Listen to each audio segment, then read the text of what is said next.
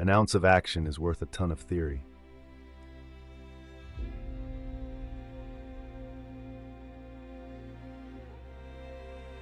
If there were no French women, life wouldn't be worth living.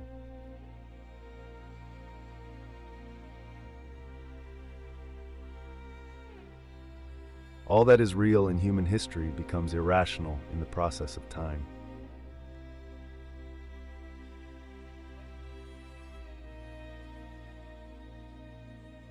The free development of each is the condition for the free development of all.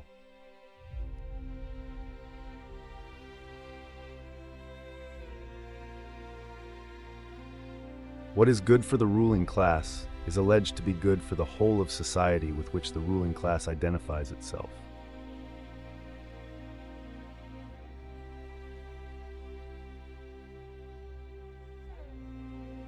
Do you charge us with wanting to stop the exploitation of children by their parents?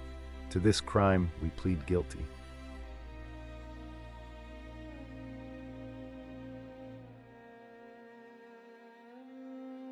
What each individual wills is obstructed by everyone else, and what emerges is something that no one willed.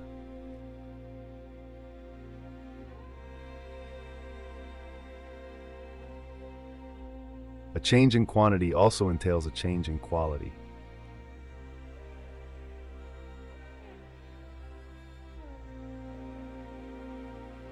The history of all hitherto existing societies is the history of class struggles.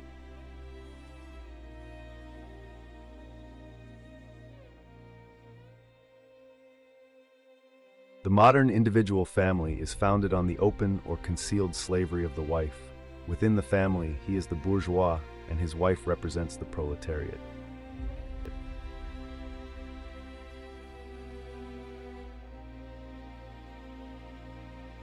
In this sense, the theory of the communists may be summed up in the single sentence: abolition of private property.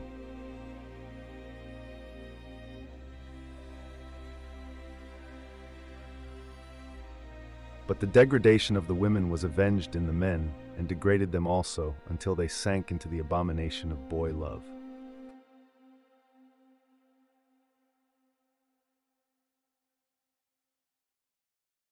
Let the ruling classes tremble at a communistic revolution. The proletarians have nothing to lose but their chains. They have a world to win.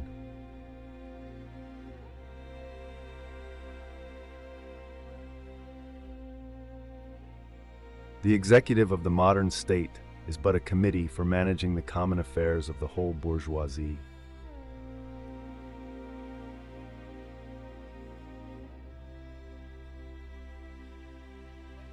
In the family, he is the bourgeois, the woman represents the proletariat.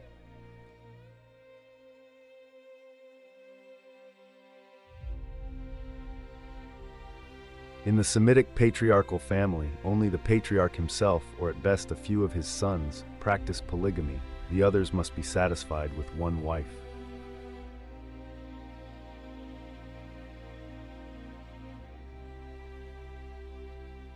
It is quite obvious that all legislation is calculated to protect those that possess property against those who do not.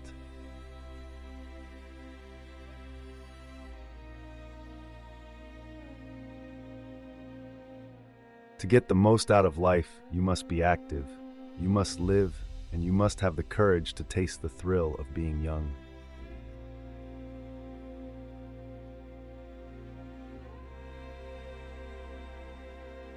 With the pairing family, therefore, the abduction and barter of women began, widespread symptoms, and nothing but that, of a new and much more profound change.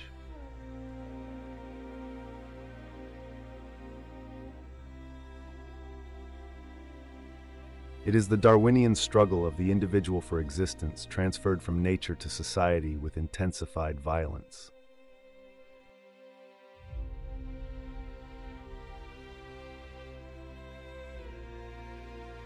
Modern industry has converted the little workshop of the patriarchal master into the great factory of the industrial capitalist.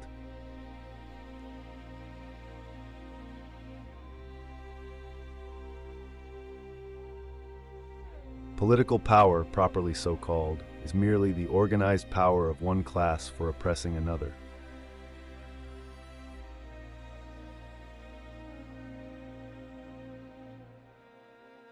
According to the materialist conception of history, the ultimately determining element in history is the production and reproduction of real life.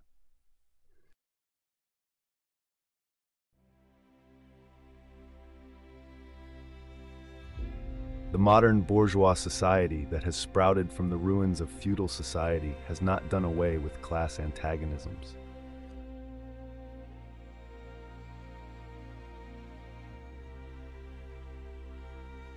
Have these gentlemen ever seen a revolution?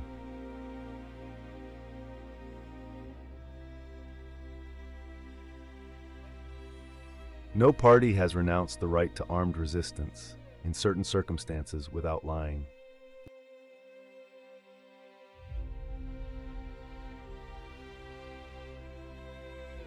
The history of all hitherto existing societies is the history of class struggles. Freeman.